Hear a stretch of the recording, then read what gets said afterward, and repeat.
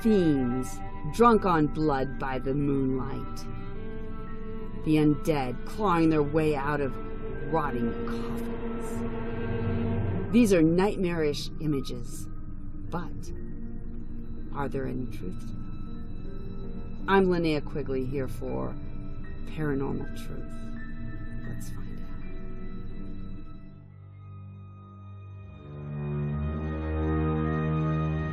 Hello, my name is Patrick Allen, and this is Linnea Quigley's Paranormal Truth, a series of films where we delve into the paranormal world of the unknown. In this episode, we are going to investigate the world of the undead. Do vampires and zombies exist? Or are they just the stuff of legend? As we proceed into this unknown world, we discover the dark history of suspected vampires like Vlad Tepes and Elizabeth Bathory, and uncover hidden voodoo rituals designed to make the dead rise from the grave, as depicted in horror films like Nosferatu, Night of the Living Dead, and White Zombie. Are vampires real? Do you mean, are there people who turn into bats and live forever? Well, no, of course not. But are there people who consume human or animal blood? Are there people who take what they call psychic energy from people? Well, yes, there are, and they call themselves human vampires or real vampires. Before they start doing that, though, they usually, just after puberty, begin feeling energy deficient. They feel sluggish. They feel like they can't maintain anything close to a healthy or energized lifestyle. And eventually, usually by accident, they come in contact with someone else's blood, like in a fight. Or they buy some meat that has some blood-tainted residue in it. And after consuming either or blood, they feel better. They feel energized. They feel like the people around them. After they realize they need blood or energy to feel sustained and energized, they need to continue that process. So they find donors through networks, through networking with other real vampires. And when they find someone who might be, susceptible to this idea, they have their blood tested. The vampire has his or her blood tested. And once it's discovered that things are relatively safe, they will take the blood or energy of this person on a weekly basis. The United States has at least a couple of thousand real vampires. A lot of them live in major cities: Atlanta, New York City, New Orleans, LA, Austin. So should you be scared of real vampires? Well, no. They're not harmful. They're not going to attack you. In fact, they're some of the nicest people I've ever met. And more than likely, you actually know a few, or you've met a few in real life. And some of you may even come in contact with them on a daily or weekly basis, depending on where you live.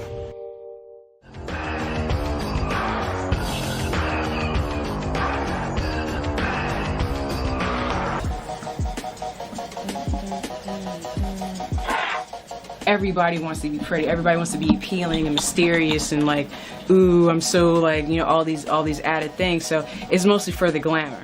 Is expressing a different part of yourself that you're not able to like, do throughout the rest of your day. So like, you end up like carrying yourself in different ways because like, it's fucking hot right now.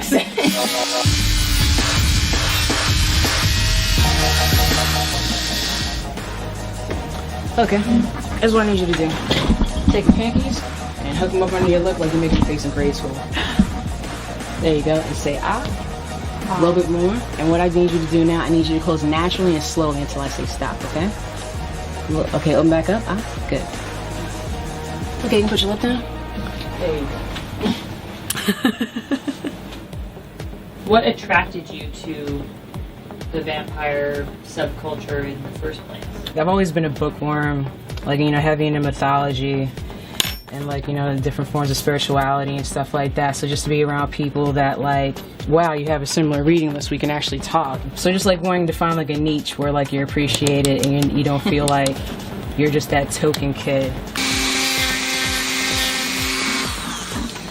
Okay, can you sit back down, please? Oh boy, I'm sorry, huh? I don't want to breathe it. I know. Also keep in mind you're in Jersey, so God knows what else you're breathing. And you have these in your mouth, you start speaking, like people are just like, wait a minute, something's wrong. That primal part of your brain goes off and is like, wait, okay, don't run right now because they can smell fear. There have been times that I've had guys like, yo, Mom saying, what's good? You looking kind of cute. And I'm like, hey, what's going on? And I'm not like acting like, they're just like, hey, what's going on? Blah, blah, blah. And they're just like, yo, you have a good night, yo. And then they back off, you know what I mean? So it was like, You know, so many times fangs have, like, you know, inevitably saved my ass. You kind of have to, like, let people know from a distance you're not meant to be fucked with. I think they're doing pretty good. So I can't wear them with my retainer? No. No eating and no sleeping with these on, period. And there are no dumb questions. I had this one guy ask me, he was just like, how about meth? And I was just like, well, as far as I know, that like you shouldn't have any problems, but if anything changes color, let me know. So that way I'll put an aftercare rule sheet. Whatever you do, don't smoke meth with these on because it'll turn them green. So every so often you're going to need to clean these because the acrylic is porous. Let it soak in Listerine or any antibacterial mouthwash, again, yellow or clear. Do like intervals of like a 1.5 minute bath. Don't boil it. Oh, wow, they're tight. Yeah, but still, yeah, they're not as tight as they could be. That's totally fine, though, you know?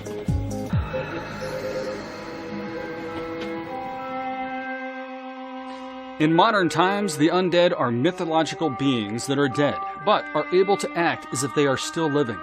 The most common example of someone undead is the dead body resurrected by unnatural magic, fueled by either the life essence of the recently deceased or the will of some other entity. The undead can take many forms, be they spiritual like ghosts or spirits of all sorts, or physical in the shape of zombies or vampires. The concept of undead beings is a global phenomenon, appearing in many fictional works over the last several centuries. The idea of reanimated beings dates as far back as 701 BC, with the ark demonize Lilith or Lila to the world. Undead can also refer to instances of more mundane resurrection, such as the experiments performed by Robert E. Cornish on the process of cryonics. The modern definition of undead can almost be fully attributed to Bram Stoker and his novel Dracula, published on May 26, 1897. Though when Bram Stoker used the term undead in his novel, he used it only when describing vampires.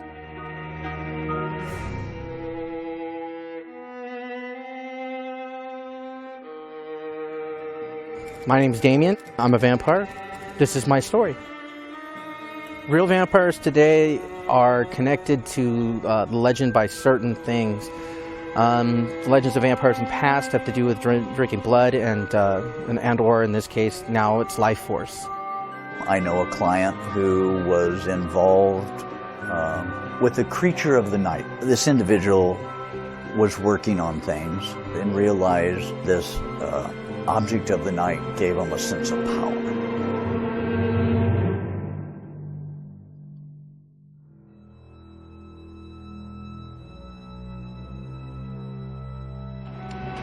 If the donor is a good bleeder, then it's easy to tell the amount that's coming into my mouth. It's like taking a shot.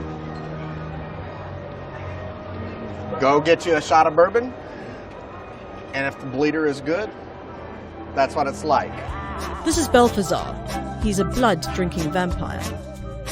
And this is Dana, one of his blood donors.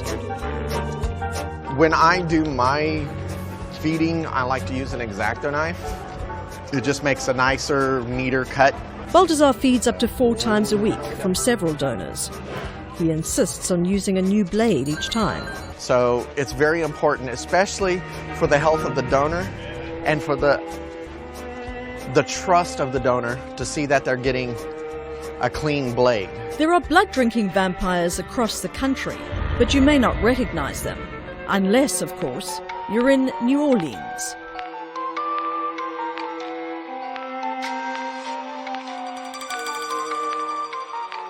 A lot of people don't wear them at all. I wear them when I'm in New Orleans because I am expressing my happiness at being able to walk around here out of the coffin, per se. One of the things that we believe is that you are born vampire. You cannot decide to be one, and you cannot be turned. Either you are born vampire and that's your nature, or you're not. I consider myself a HLV, that's a human living vampire. So yes, I'm a real vampire. I drink blood. I psi-feed, which means I can feed psychically. Well, in Alaska, it's not very acceptable. There's a lot of people that don't understand it. It's not something that you can go around telling people, hey, I'm a vampire, because they think you're crazy.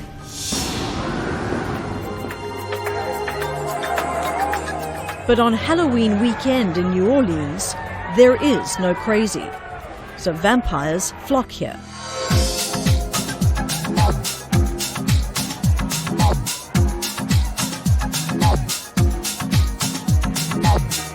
And where there are vampires, there will be blood, preferably human blood.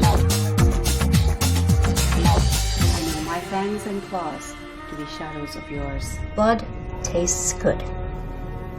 Smells good. Feels good in the mouth. There is nothing else like it. Dana has been feeding vampires since she was in her teens. She does it for the spiritual connection. They need that energy that we supply them. I'm a key to the vampire's survival. Without me, or people like myself, they starve, to put it lightly. So they do like to keep me close, keep me safe. It's nice to have friends that will protect you.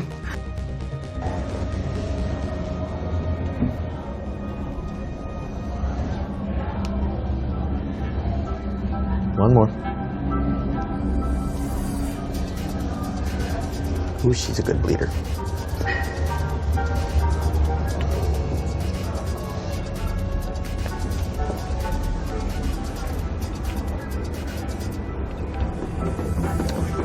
The easiest way to describe the feeling, I have energy, I have life.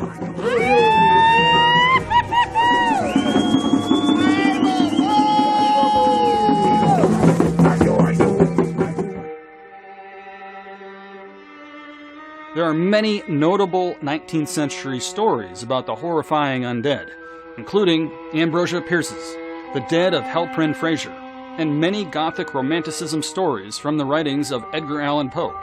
The haunting stories of Beers and Poe would end up being heavily influential later on.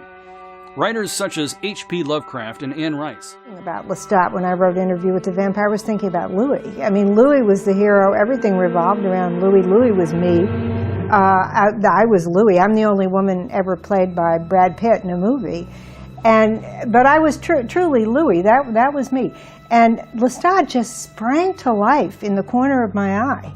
I mean, this character took on all this ferocious life. Now, whether, what that came from in my own life experience, whether that was my husband's presence, his vitality, I'm not sure. But when characters come to life that way, they leave behind all the influences. I never sat down and thought, well, this is based on my husband Stan, or this is what Stan would do. I had an idea of Lestat as the man of action, the man who could do things that I couldn't do, the man who could make decisions that I never had the nerve to make, and the person who could go through life joyfully in spite of the questions that torment me, the doubts that torment me, the horror of death that torments me. And of course, that was tied up with the idea that he was an 18th century personality. He was from the age of reason. He was much more rational, much more cynical in some ways than Louis. Louis was more a naive, romantic character, much more, I think, 19th century. All of that was working in my mind.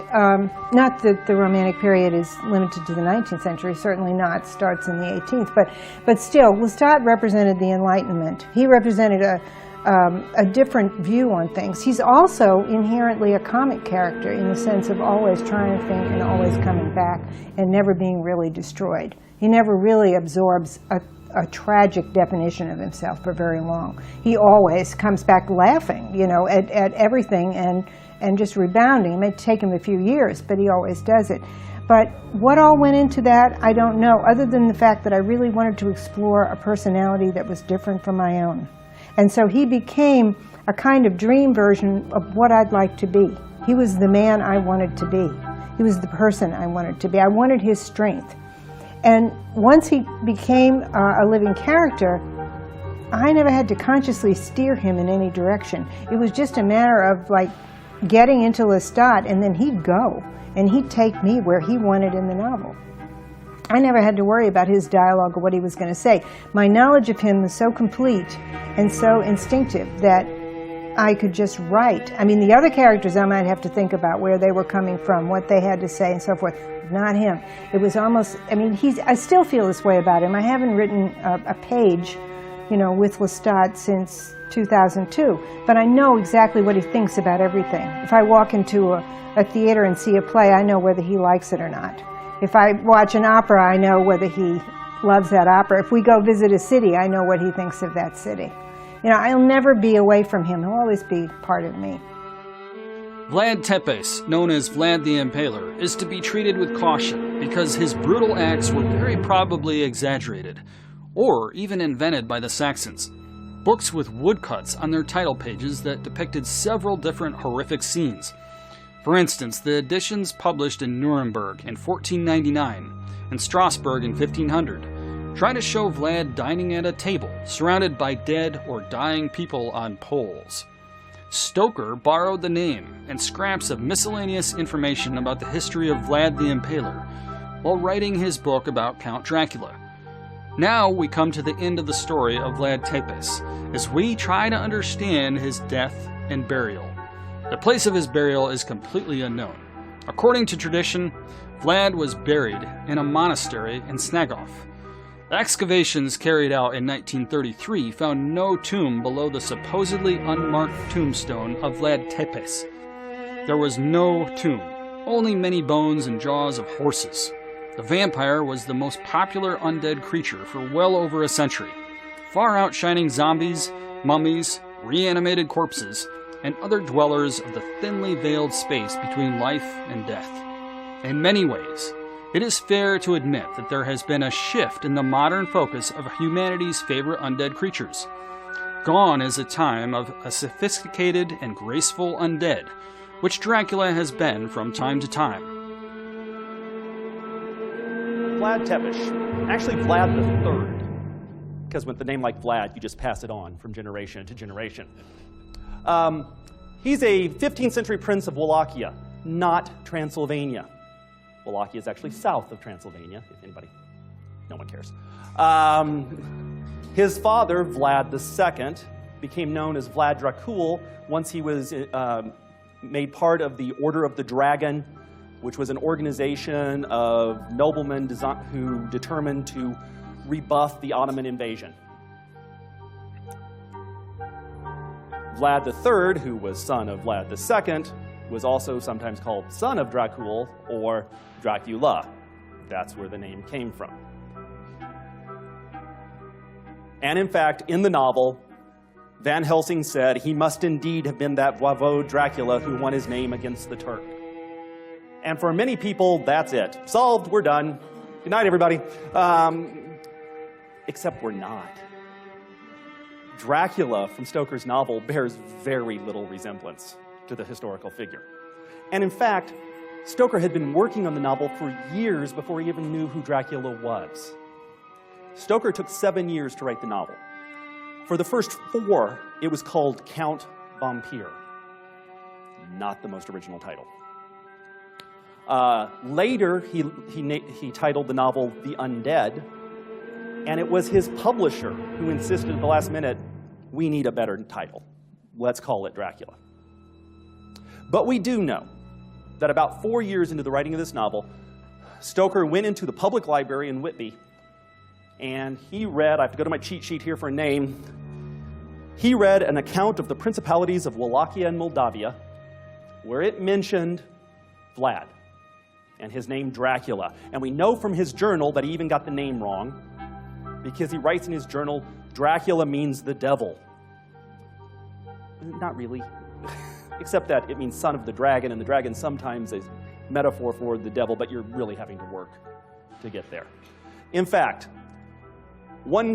if you look at the physical description alone, you see that this doesn't look like the sole image we have of Vlad III. Dracula is described as a tall, old man, clean-shaven save for a long white mustache, and clad in black from head to foot, without a single speck of color. His face was strong, very strong, aquiline, with high bridge of a thin nose, and peculiarly arched nostrils, with lofty domed forehead and hair growing scantily around the temples. That sounds so much more noble than receding hairline, doesn't it? But profusely everywhere else. His eyebrows were massive, almost meeting over the nose, and with bushy hair that seemed to curl in its own profusion. As his lips ran back over his gums, the long, sharp canine teeth shone out strangely. So I was looking for pictures of Dracula that matched the novel's description, and I found that there is a company right now who is issuing a resin model based on the description from the novel, and I think it's a pretty good one. There. I bet that's not the image you had in your mind. And it's not that.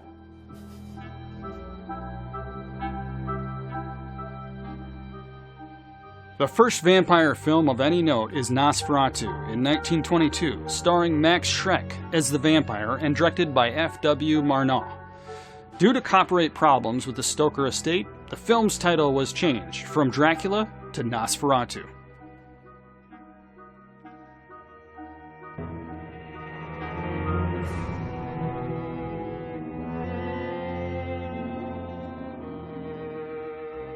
Next, we have the flesh eaters, the undead, the zombie. You may be surprised to know that your favorite flesh-eating creatures are based on some very real history. The island of Haiti in the 17th and 18th centuries. Zombies are what English professor Amy Wellens calls a New World phenomenon. The zombies of the 1968 film Night of the Living Dead had a hunger for flesh. In 2012, the New York Times described how modern ideas about zombies arose from the blending of old African religious beliefs and the pain of slavery that defined Haiti before it gained independence from France in the 19th century. In certain traditional African religions, people believed that a human soul can be stolen from the body and be bottled up for later use. Everyone in the world is aware of the term zombie. They know what zombie movies are about. Living people dealing with a slow-moving plague of the undead. The story is often about survivalism and about the fact that the living people are actually the scary ones. My name is Tim Steele. I am a comic book artist, and I'm here to talk to you about the history of zombies. The origin of the term zombie actually goes back to the 17th century, Haiti, before Haiti was even Haiti. And Haiti was a destination for slaves from Africa brought by the French. They were treated really poorly and often worked to death. So part of their mythology was this idea that if you try to get away from the suffering of slavery and committed suicide, you would be forced to do work and be a slave for all of eternity. So the idea of the zombie actually comes from this sort of hellish afterlife in which you lumbered around with no direction and were forced to work forever. The legend sort of morphed into being the zombie was a undead figure who was often an assistant or a slave to a shaman, which is called a bokor. The first time it sort of shows up in American pop culture is a Bela Lugosi movie from 1932 called White Zombie. A voodoo sorcerer resurrects a white guy and he becomes this undead monster, and hence the term white zombie. The term doesn't really show up much after that until I Am Legend, which eventually got turned into the Will Smith movie. Even though the monsters are not called zombies, it's really the sort of first zombie story. In 1968, when George Romero made a movie called Night of the Living Dead, he used and was inspired by the original Richard Matheson I Am Legend story. He never uses the term zombies, actually. In the original screenplay, they're called ghouls. The idea of this plague of the unliving menacing the dead really kind of gained notoriety with that movie. And one of the reasons everyone on Earth has seen or knows about Night of the Living Dead, the distributor forgot to put a trademark and copyright on the film. So when they showed the movie, it passed into public domain. Late-night cable stations around the country would run it and not have to pay anything. And that kind of set up the familiarity with this idea. Then in 2003, a comic book writer by the name of Robert Kirkman teamed up with his friend Tony Moore, and they came up with The Walking Dead. And the pitch on The Walking Dead was, you know those zombie movies about people surviving in a zombie apocalypse world? It never ends. And that was the pitch of The Walking Dead. One of the interesting things about zombies is there's two different forms of escapism going on in the zombie story and abilities to relate. And I think one of those is people sort of fantasize to a degree about living in a world of which all the pains of your everyday life are gone and you have to survive by your wits alone. And I think the other one is mass conformities. Join us, become one of us. All you have to do is get bitten and you can throw away your cares and you can wander around with us. And having access to horror stories gives you a way to control fear. You can enter into something scary and then you can leave it. You've just controlled that fear. which I think is a great psychological exercise in dealing with constant fear and anxiety. I think zombies specifically because, to me, it was always the idea that really the society you live in is barely held together. Vampires from centuries past. Zombies, voodoo, the undead, and Haitian origins.